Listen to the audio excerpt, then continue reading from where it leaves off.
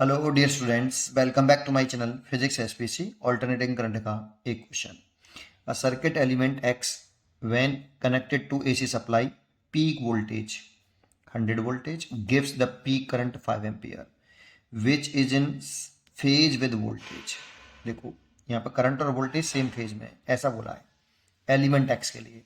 तो सोचो कि एलिमेंट एक्स क्या होगा। ये एक्स एलिमेंट है, ये क्या होना चाहिए? ये रेजिस्टेंस होना चाहिए, रजिस्टर, क्योंकि इस रजिस्टर में ही करंट और वोल्टेज का फेज सेम होता है बेटा, सेम फेज में होते हैं। तो इसीलिए ये एलिमेंट रेजिस्टेंस होना चाहिए। अब इसके साथ कोई एसी सोर्स लगाए हैं ऐसे, इस वैसे तो वीआरएमएस वोल्टेज होता है यहाँ पे, उसकी फ्रीक्वेंसी है, लेकिन इसका पीक वोल्टेज दे रखा है हमें कितना, 100 वोल्ट। और पीक इसमें current plus I R M S flow करती है, लेकिन इसकी पीक करंट हमें दे रखी है कितनी, 5 एम्पियर। तो peak current is equal to peak voltage upon resistance. I naught R V naught upon R, क्योंकि ओनली आर है, तो इसलिए वी तो आपका आई तो हो गया 5 और वी हो गया 100। यहाँ से आर निकाल सकते हो आप, आर इज इक्वल टू 20 ओम। ठीक है, दैट मीन्स ये जो एलिमेंट है वो आपका रेजिस्टेंस है, उसकी रेजिस्टेंस के 20 ओम आ गई। A second element Y when connected the same AC source supply also give the same value of peak current which lag behind। अब current lag behind the voltage by phase pi by 2। तो देखो यहाँ एक element है आपका Y, ये, और इसमें कह रहा है कि जो करंट है ना वो पीछे है वोल्टेज से, वोल्टेज से पीछे है बेटा करंट। अगर करंट पीछे है वोल्टेज से 90 डिग्री, पाई बाई 2 डिग्री पीछे है, तो वोल्टेज करंट से आगे होगा। तो आप इसको ऐसे भी लिख सकते हो, देखो यहाँ I lag behind V by phase pi by 2 बोला उसने। तो इसको हम ऐसे भी लिख सकते हैं बेटा कि करंट से वोल्टेज 90 डिग्री लीड करेगा। भाई करंट अगर 90 डिग्री फेज में पीछे है पाई बाई 2, फेज में पीछे है पाई 90 डिग्री, तो वोल्टेज फेज में आगे होगा 90 डिग्री। तो ऐसे भी लिख सकते हैं। और तुमने इसको तो पहचाना होगा अच्छी तरीके से, इसीलिए ये एक इंडक्टर है बेटा। ये रूल होते हैं बेटा, ये दोनों एक ही बात है बेटा। तो ये इंडक्टर होगा और ये इंडक्टर है, तो इसका इंडक्टिव रिएक्टेंस एक्सएल ओम मान लेते हैं, और इसको सेम सोर्स से जोड़ा है।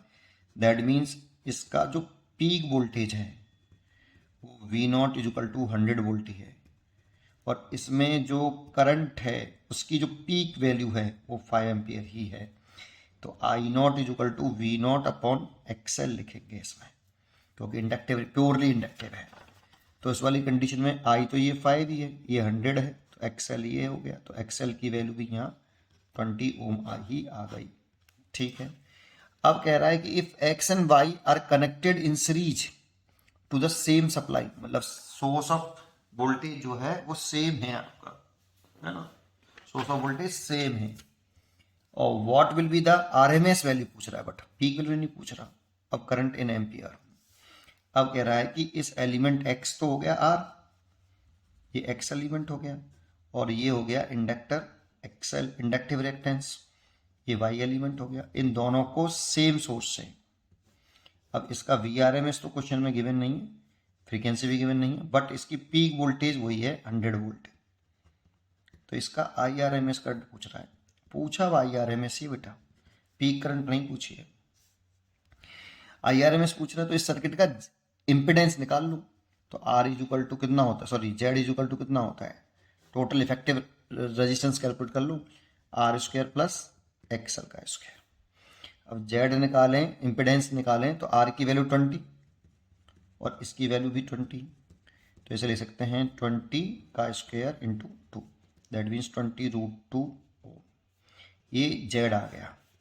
अब आई आर एम एस जो होता है वो एक्चुअल में V R M S upon Z होता है बेटा। अगर पीक वैल्यू लिखते तो E naught I naught is equal to V naught बटे जेड लिखते, क्योंकि आप पूरे सर्किट का लिख रहे हैं बेटा, है ना। तो ये सारे डायरेक्ट यही कर लो ना सीधा, भाई इसमें आई नॉट बटे root 2 V naught upon root 2 solve करोगे तो यही आ जाएगा वापस। वी आर एम एस सीधा सीधा नहीं दे रखा, कोई बात नहीं, वी आर एम एस निकाल लेते हैं। वी आर एम एस होता है वी नॉट बाई रूट 2, और वी नॉट दे रखा है 100, तो वी आर एम एस हो गया 100 बाई रूट 2, और जेड हमें दे रखा है 20√2, तो ये 20 से कट गया 5 बार, √2 तो I R M S current जो आ गई रूट मीन स्क्वायर करंट आ गई 5/2 एम्पियर। इसलिए इसका जो आंसर होना चाहिए वो आपका डी होना चाहिए। पढ़ते रहिए और खुश रहिए।